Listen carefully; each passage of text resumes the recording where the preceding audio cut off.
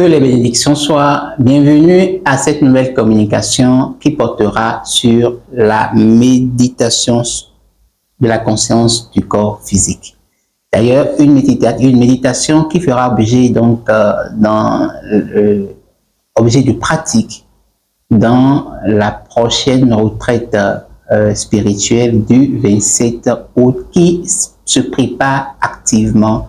J'espère que vous vous êtes déjà inscrit. Si ce n'est pas le cas, vous allez retrouver dans la description toutes les informations pour vous inscrire afin donc de partager ce moment de communion intérieure avec nous. Alors, conscience sur le corps physique, qu'est-ce que c'est? À quoi peut-on s'attendre de cette pratique? Comment ça se fait? Voilà un peu quelques orientations qui fera objet de cette communication avec notre être divin de chaque instant, Maurice Awinde. Bonjour. Bonjour, Monsieur Mario. Comment vous allez divinement bien? Merveilleusement bien. Alors, méditation sur la conscience du corps physique, il s'agit de quoi? Oui, méditation intitulée La conscience du corps physique. C'est une méditation courante au niveau de notre mouvement spirituel.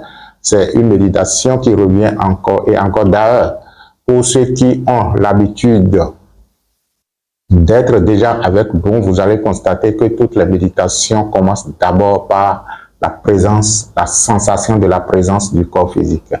Et c'est cette méditation va se donner le privilège donc de faire une pratique méditative liée au corps physique au cours de la prochaine retraite du 27 août 2023. Et c'est en prélude à ça que nous allons aborder un peu les préliminaires de la pratique de la conscience sur le corps physique. Alors, c'est quoi être dans la conscience du corps physique? Je vais répondre par la négation. Répondre par la négation, c'est tout simplement de permettre aux gens de comprendre que dans la plupart des cas, on n'est pas dans la conscience du corps physique. Ok. Et lorsque on comprendra que dans la plupart du cas, on n'est pas dans la conscience du corps physique, on pourra savoir comment être dans la conscience du corps physique. Okay. C'est aussi une logique, le raisonnement par absurdité. J'aime les mathématiques, même si je ne suis pas mathématicien. Je faisais de mon mieux dans le temps. Donc, c'est la rigueur et la logique mathématique qui m'intéresse. La conscience du corps physique. Le corps physique est un objet matériel. Ok, d'accord. Quand je dis objet, ne dites pas que j'ai manqué du respect au corps physique. D'ailleurs, j'ai souvent l'habitude de dire, quand la vie n'y est plus, ça reprend sa vraie dénomination, le corps. Ça devient même un objet, et on peut en faire ce qu'on veut parce qu'il n'y a plus la vie qui l'anime. Donc, la conscience du corps physique, c'est une pratique qui permet donc de se savoir être. Lorsque je dis c'est une pratique pour permettre de se savoir être, je disais tantôt que je vais répondre par absurdité et chacun va se poser la question. Pendant que vous écoutez cette émission-ci, est-ce que avant même que nous ne parlions du corps physique, vous saviez que vous avez un corps? Monsieur Mario, nous sommes là, on est en train d'échanger.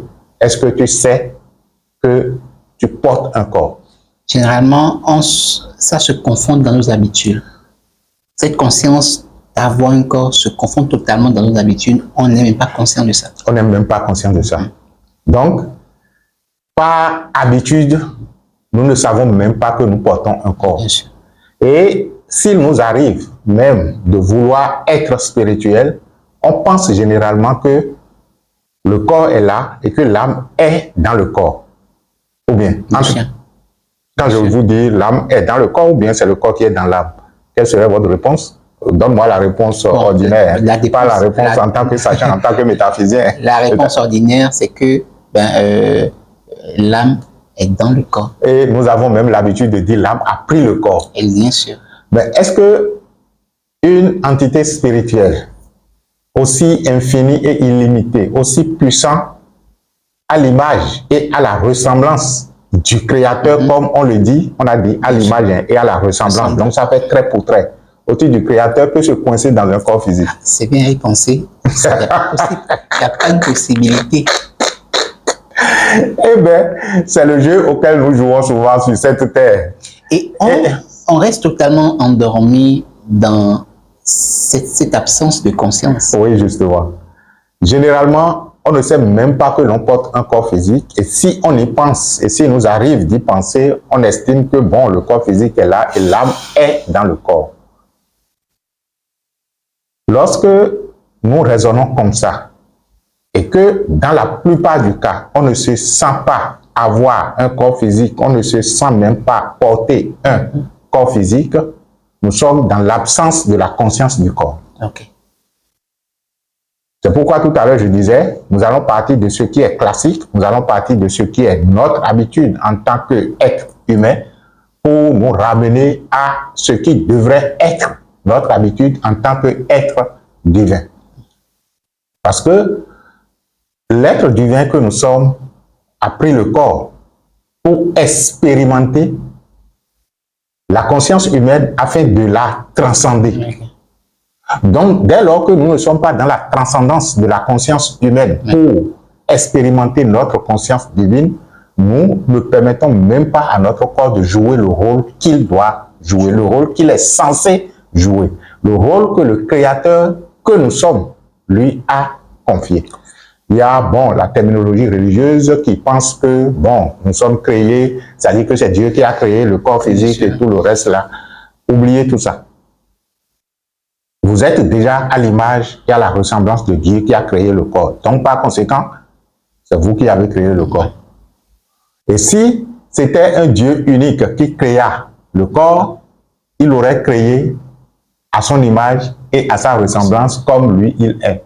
Mais puisque vous êtes en même temps Dieu unique et Dieu multiple, nous créons notre corps comme nous l'entendons en fonction, bien sûr, non seulement du rôle qu'on lui a donné, du potentiel qu'il est censé développer et surtout en fonction donc du karma qu'il est censé gérer pour l'équilibre des choses. Ce n'est pas là l'objet de notre communication. La conscience du corps physique est une méditation qui nous permet donc de savoir que nous portons un corps physique et que nous sommes conscients du corps que nous portons. Parce que lorsque vous avez un outil, comme le corps physique est un outil, je disais, et que vous ne savez pas que vous l'avez, vous ne pourrez pas l'utiliser. Et si vous savez que vous l'avez et que vous n'avez pas la notice d'explication, vous ne pouvez pas non plus l'utiliser. La conscience du corps physique permet donc de savoir que nous avons un outil qu'on appelle le corps physique et progressivement, elle nous permet donc de lire la notice du corps physique qui se retrouve naturellement cachée dans le corps physique. Génial, génial, génial. Alors, par quelle démarche il est aujourd'hui, pourquoi je vais dire, il est aujourd'hui important de développer cette habitude à rester conscient de son corps physique? Et je pense que la conscience, c'est vrai que c'est une terminologie assez difficile à cerner. Ce que, si je dois ramener la balle à terre, quand si je dois, disons, parler en français facile comme le dirait l'autre, je dirais tout simplement que ce que nous appelons la conscience, c'est la capacité que vous avez, que nous avons à être. Ce que j'appelle la conscience est le processus qui me permet d'être.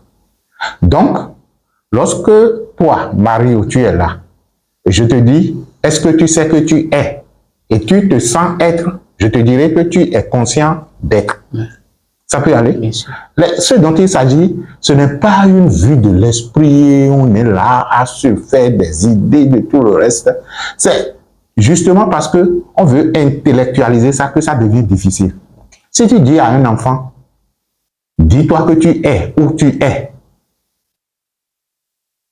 Il ne fera rien d'autre. Bien sûr. Il va se ressentir tout simplement être. C'est pourquoi, généralement, pour amener les gens à la sensation d'être, je leur dis souvent, si vous êtes dans votre chambre,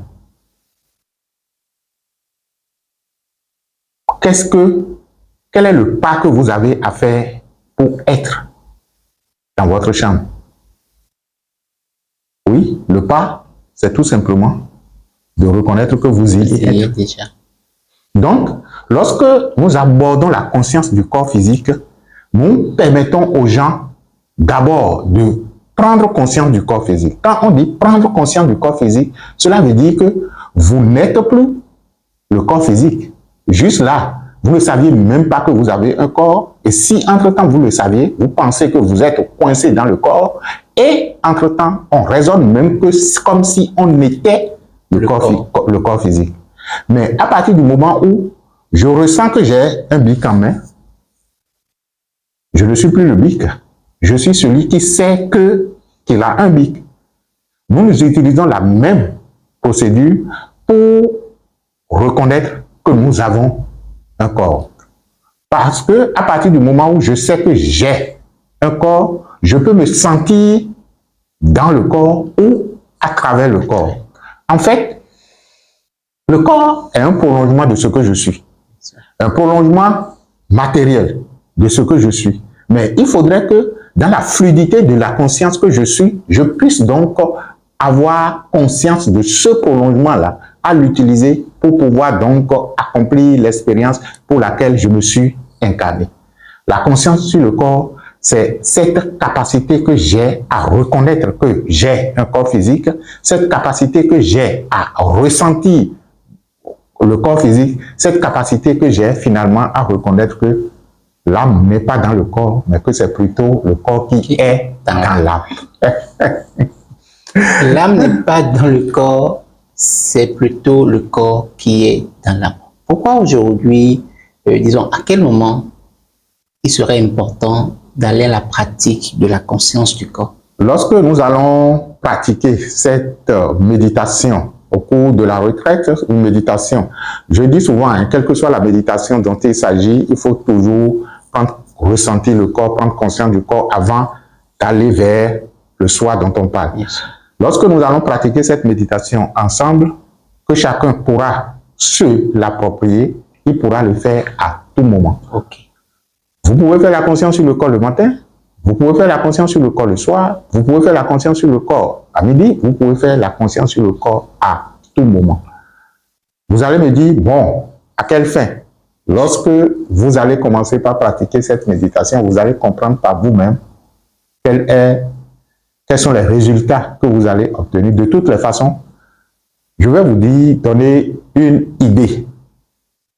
Ce que nous appelons la conscience, c'est ce qui, en fait, on pourrait, bon, de façon métaphysique, dire que c'est la vie, c'est la lumière de la vie. Okay. Mais lorsque vous avez quelque chose qui, en fait, est fabriqué à partir de la substance vitale de la vie, donc la vie l'imprègne, lorsque vous avez quelque chose qui est fabriqué à partir de la lumière, parce qu'on a dit que tout est créé à partir de la lumière, et que la lumière commence donc par se projeter sur la chose, encore et encore, ça donnera quoi? De la lumière. Hein? Ça donnera de la lumière. Vous comprenez maintenant l'expression de Jésus selon laquelle tout ce qui vient de la lumière retourne à la lumière. Les gens ne pourront jamais comprendre ce gars. Ils vont crier, mais ils ne pourront jamais le comprendre parce que pour le comprendre, il faut comprendre d'où la parole vient. D'où est-ce qu'il sort. Je dis souvent au maître Batson, il dit, bon, de toute façon, je dis, mais depuis le début, tu es en train de dire la même chose. Et aujourd'hui, lorsqu'il parle de la spiritualité ancestrale, les gens pensent que, bon, on est en train de parler de leur papa, de leur maman et tout le reste. Et je dis non. Il va dessoucher l'information de la source. Et il me dit, bon, avant la spiritualité ancestrale, il y a la spiritualité archaïque. Donc, lorsque vous ne comprenez pas la source de l'information, vous allez vouloir tricher, vous allez naviguer, vous allez faire ci ou ça. Mais quand on vous regarde, on saura que c'est une photocopie mal faite. Parce que vous n'avez pas pu trouver votre originalité qui vous permet donc d'aller tirer l'information ou la connaissance de la source elle-même. La conscience du corps physique, c'est en fait braquer la lumière de la conscience sur le corps jusqu'à ce que le corps commence donc par se raffiner. Voilà le seul indice que je peux donner. Au-delà de tous les autres avantages qu'on pourrait avoir en faisant la conscience sur le corps physique, je vous dis de façon générale, lorsque vous commencez par cultiver la conscience du corps physique, le corps physique commence donc par se sublimer. Le corps physique commence par se raffiner. Le corps physique commence, la matière commence donc par se sentir à sa place. Au fait, nous avons toujours menti au sujet de la matière. Nous ne la connaissons pas et on lui attribue ce qu'elle n'est pas, dont le corps physique. Par conséquent, on pourrait donc dire que nous avons corrompu notre corps physique. Ces détails vous seront communiqués, ou du moins au cours donc de la formation sur l'éveil du corps, du potentiel du corps physique que nous allons lancer très prochainement. Et chacun comprendra qu'en fait, que nous sommes le criminel de notre corps physique. Il faut restaurer le corps dans sa vraie nature. Il faut restaurer le corps dans sa vraie vérité. Et vous aurez, disons, cette pratique de la conscience du corps physique qui, en fait, a plusieurs niveaux. Okay. Mais au cours de la retraite, nous allons livrer ne serait-ce que le premier niveau pour réserver les autres niveaux à la formation dont on est en train de parler qui se déroulera bientôt au niveau donc, dès que ce sera prêt, on va le lancer. Alors, dites-moi un peu, lorsque je prends conscience que je suis divin, je suis pur, je suis un être lumineux, comme on entend souvent tout le monde le dire. Quelqu'un qui le dit, d'accord, oralement, et quelqu'un qui, de par la conscience du corps physique, éveille son corps physique à cette vérité. Est-ce que c'est la même chose? En fait, vous pouvez réciter 1000 fois un précepte, un mantra ou disons un texte sacré. Mais si votre conscience ne s'éveille pas à la vérité de ce que vous êtes en train de dire, ça reste de vaines paroles. Ça reste de vaines paroles de telle sorte que la véritable parole ne se prononce même pas. Elle se vit. L'histoire spirituelle raconte que l'une des phrases qu'il ne faut jamais prononcer, même si, bon, on peut la prononcer, c'est « Je suis Dieu ». Et pourtant, tous les maîtres vivent ce secret au plus profond de leur âme. Je suis celui qui a été, je suis celui qui est, et je suis ce qui sera. L'éternelle éternité du maintenant et du toujours. Mais ça ne se chante pas, ça se vit. C'est la parole interdite. C'est pour dire tout simplement que on n'a pas besoin nécessairement donc de prononcer la parole, mais lorsque vous vivez la parole au plus profond de vous, la parole a effet.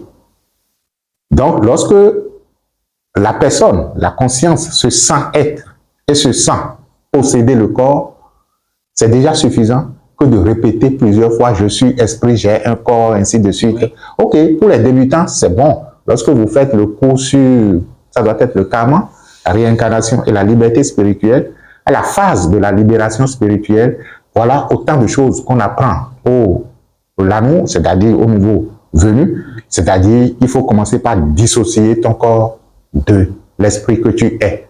Donc, lorsque je sais que je suis la conscience qui porte le corps, c'est un bon départ. Cela facilite le processus même du voyage hors du corps parce que tu n'es plus coincé dans le corps. Lorsque tu sais, comme on l'avait dit au départ, que tu n'es pas dans le corps, mais le corps est en toi, cela veut dire que tu es tellement vaste, infini et illimité que le corps ne peut pas te contenir. Donc, je suis la substance. Je vais dire pas la substance. Je suis si la vapeur ou au-delà de la vapeur. Je suis quelque chose de fluide, tellement, dont la fréquence est tellement élevée que je ne peux pas me coincer dans le corps, mais je porte le corps.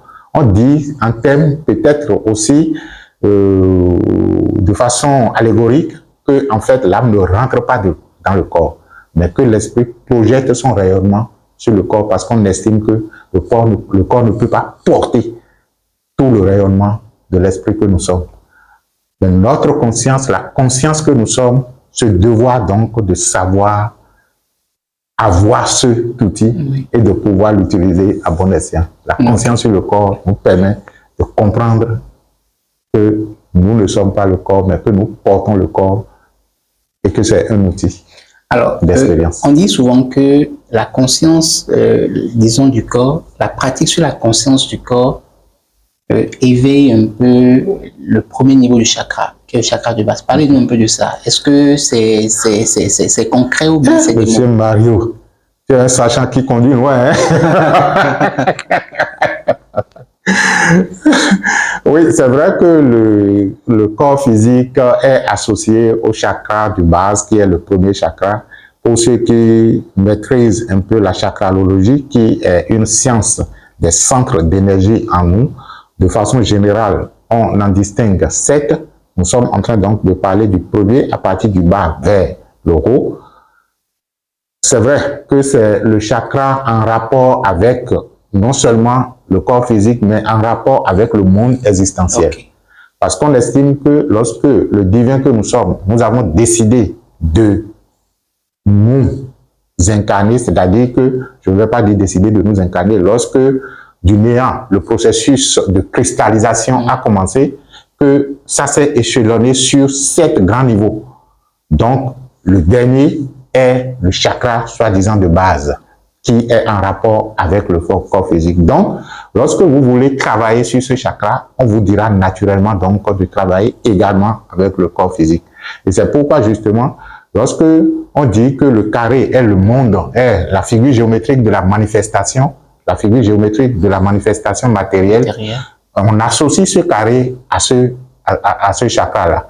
Donc, travailler sur le chakra de base, c'est également travailler sur votre corps physique.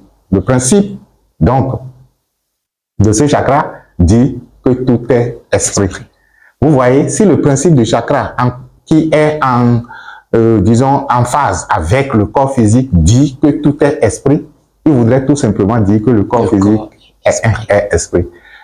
En fait, ça fait partie des secrets que... Donc, si on comprend un peu, ça veut dire que le but de la méditation sur le corps physique, c'est d'éveiller le corps au fait qu'il est esprit. D'éveiller le corps à sa vérité. À sa vérité. C'est-à-dire, esprit, tu es. Esprit, tu as été. Esprit, tu seras toujours. C'est pourquoi je dis que c'est nous qui, en fait, nous sommes des corrupteurs du corps physique. Bien sûr. Parce que laissé à lui-même, il sait ce qu'il est, comme l'eau sait qu'elle est eau. Mais nous, quelle est la perception que nous avons développée du corps physique? C'est là que nous avons introduit la corruption. Mais ce que je m'en vais demander, si le corps sait qu'il est esprit, oui. Pourquoi c'est nécessaire que je lui rappelle? Vous avez besoin de le lui rappeler parce que vous l'avez corrompu. En fait, ce n'est pas à lui que vous êtes en train de rappeler. Hein. C'est pourquoi je dis que nous aurons plusieurs paliers. Si, entre-temps, on devait travailler sur le corps physique. Le premier palier, on dit de prendre conscience du corps physique pour que cette conscience du corps physique vous conduise en fait. En fait, le corps va vous instruire. Ok. Mais pour que le corps vous instruise, vous avez besoin de ces informations pour en fait remettre en cause les anciennes perceptions que vous avez du corps physique. Donc, rappeler au corps physique ce qu'il est veut dire je connais la vérité que tu es. Donc, ce n'est pas au corps physique que vous êtes en train de rappeler. Vous êtes en train de vous rappeler à vous-même pour l'avoir corrompu, que maintenant, là, vous êtes disponible à être enseigné. Mais lorsque nous dites que pour l'avoir corrompu, je propose la question, mais quand j'ai corrompu mon corps, puisque j'ai toujours pris soin de lui. Non, justement, vous n'avez pas pris soin de lui. Vous avez pris soin de lui dans la dimension, ou de moins suivant les niveaux de connaissance que vous avez de lui. Et s'il s'avérait que ces niveaux de connaissances que vous avez eus n'étaient pas la bonne information à son sujet? C'est curieux de savoir. Ah oui, voilà. J'espère qu'on y reviendra très bientôt pour mieux disons, s'éveiller un peu à la vérité du corps physique dont le principe est Tout est esprit. C'est assez profond, mais je crois que l'expérience de la retraite du 27, qu'est-ce que ça nous provoque? Déjà, à partir de là, vous allez commencer par vous habituer à votre corps physique autrement. Ok. On va commencer par s'habituer à lui autrement parce que on verra son importance. Généralement, nous ne voyons pas l'importance du corps physique. Hein. On l'utilise pour nos plaisirs, on abuse de lui et c'est quand dépassé, il commence par afficher des dysfonctionnements qu'on commence par pleurer à gauche et à droite pour pouvoir donc dire non. Nous allons appréhender notre corps physique à sa juste valeur. Parce que sans cet outil d'incarnation, vous n'êtes pas sur cette terre. Bien sûr, pas du tout. Disparaissez, faites disparaître le corps physique. L'expérience de l'âme n'est plus possible dans le corps physique. Dans cette dimension terrestre. Pas du tout. Et tous autant que nous sommes, on veut y être le plus longtemps que possible. Bien sûr. Mais l'instrument qui nous permet d'y être le plus longtemps que possible, on banalise cet instrument-là. Et pourtant, on veut y être. C'est curieux. C'est banaliser le corps physique que de l'empoisonner. Vous savez que nous empoisonnons le corps physique? Nous empoisonnons le corps physique d'abord à travers l'alimentation, à travers nos pensées et à travers nos émotions. Nous empoisonnons le corps physique. Savoir apprécier le corps physique à sa juste valeur, c'est par exemple décider de faire autre usage de ces mouvements de colère. Parce que lorsque je m'énerve, je dépose dans le corps physique des toxines. C'est de l'empoisonnement. Mais pourquoi un instrument qui m'est si tant précieux que je veux utiliser pour continuer encore l'expérience de l'incarnation, je l'empoisonne? Mais il y a quelque chose qui ne fonctionne pas bien. Alors, on dirait même que nous sommes fous. Bien sûr, bien sûr. Nous sommes fous. Les êtres humains sont les espèces. Je ne comprends pas. C'est-à-dire que on ne pourra pas se comprendre. Un instrument utile à moi, sans lequel je ne peux pas continuer l'expérience de l'incarnation, et pourtant, c'est l'instrument que je bafoue le plus. Parce que j'estime que je pourrais y tirer du plaisir, je pourrais y tirer de la sensation, je pourrais... Non, ça ne marche pas comme ça. Il va falloir que, dans le processus de la prise de conscience du corps physique, on se remette en cause et qu'on commence donc par se familiariser avec le corps physique autrement. Qu'on se commence par l'écouter. Qu'on commence, il y a des disciplines qui enseignent comment écouter le corps physique. Le corps physique est une entité spirituelle. Elle peut elle peut nous parler, ou elle nous parle tout le temps. Et c'est lorsque nous sommes sourds à la communication qu'il développe maintenant d'autres, des affections et tout le reste pour nous ramener à l'ordre. Au fait, le problème, c'est que nous avons besoin de nous rééduquer. Quand je dis nous, c'est y compris moi, parce que, bon, cette humanité, c'est nous. Nous avons besoin de nous rééduquer parce que là où nous disons que nous sommes en train d'aller, on a pris carrément un autre chemin. On a besoin de se rééduquer pour pouvoir donc revenir au point de départ et maintenant prendre de nouvelles options. Et c'est à ça que nous attendons sur cette chaîne. On s'éduque, nous nous éduquons. Parce que lorsque nous communiquons avec vous et que nous sommes obligés donc de partager certaines expériences avec nous, cela nous demande d'aller encore plus loin, de nous éveiller à une dimension encore plus élevée et pour finalement donc nous permettre tous de reprendre notre destinée en main en reconnaissant tout simplement que nous avons pris un faux départ.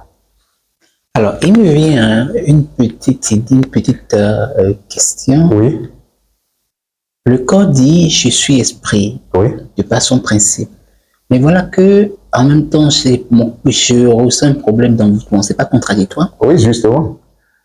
Si le principe du corps dit « je suis esprit » et que toi, ta conscience humaine n'adhère pas à ce principe, vous faites prévaloir, je vais dire, on fait superposer l'erreur sur la vérité et c'est l'erreur qui a droit de citer. Ok. Et une erreur, la même cause produise Les mêmes effets. les mêmes effets. Donc, une erreur en produit une autre, et en produit une autre, et en produit une autre, jusqu'à finalement, on développe une perception érodée du corps, et c'est l'expérience de cette perception que nous faisons.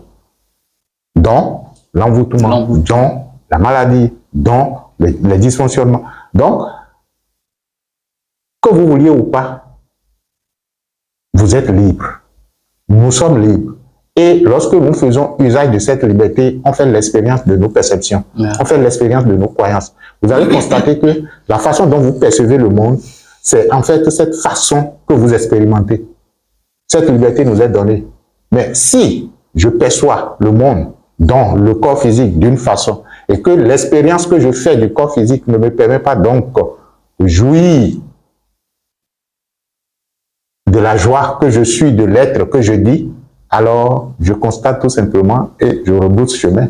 Donc, nous vous invitons à rebrousser chemin en commençant donc par pratiquer la méditation de la conscience sur le corps. Alors, une autre préoccupation, toujours pour vous amener à nous dire un peu les dessous. J'espère que tu vas pas me... Non, on a presque terminé, hein, d'accord, mais dites-nous. Le corps dit « je suis esprit ». Ça suppose qu'elle a la compétence de s'auto-protéger. Oui, justement. Mais pourquoi est-ce que nous ne faisons pas l'expérience de... Est-ce que, disons, en s'habituant, en se donnant à cette pratique de la conscience du corps, on peut éveiller le corps à cette fonction d'elle-même? Au fait, on n'a même pas...